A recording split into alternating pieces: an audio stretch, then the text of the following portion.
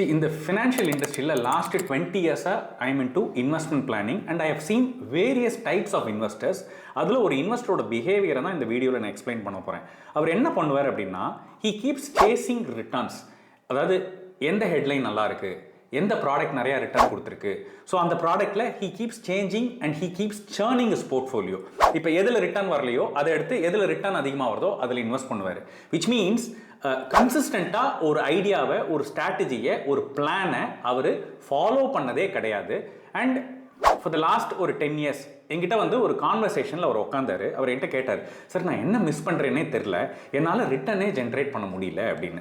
நான் சொன்ன சின்ன விஷயம், any portfolio, whatever it is, you have to stay invested and clarity இருக்கணும் ஃபர்ஸ்ட் உங்களுக்கு.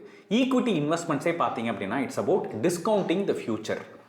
நிறைய பேர் என்ன சொல்லுவாங்க அப்படின்னா, சார் பாஸ்ட் ரிட்டர்ன்ஸ் கொடுங்க, பாஸ்ட் ரிட்டர்ன்ஸ் எப்படி இருக்குன்னு நான் பார்க்குறேன் அப்படின்னு. என்னையை பொறுத்த வரைக்கும் past return is a postmortem. பாஸ்டில் எந்த ஃபண்டு நிறையா ரிட்டர்ன் கொடுத்துருக்கோ அது அவாய்ட் பண்ணுறது makes much more sense. And you have to have clarity and you have to have discipline over reactions. நான் தெளிவாக சொல்கிறேன், when I say discipline over reactions, உங்கள் போர்ட்ஃபோலியோவில் ரிட்டர்ன் வரலைனாலும், உங்கள் போர்ட்ஃபோலியோ ரிட்டர்ன் வந்து ட்ரெடிஷ்னல் இன்வெஸ்ட்மெண்ட்ஸ்க்கு ஈக்குவலாக இருந்தாலும், வாட் எவர் இட் இஸ், நீங்கள் எடுத்த ஐடியா கிளியராக இருக்குது அப்படிங்கிற பர்ஸ்பெக்டிவில் you have to keep travelling and you have to be patient.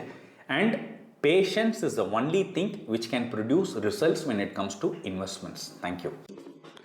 உங்க பர்சனல் ஃபினான்ஸை பெட்டரா இருக்கணுமா? Please get in touch with us.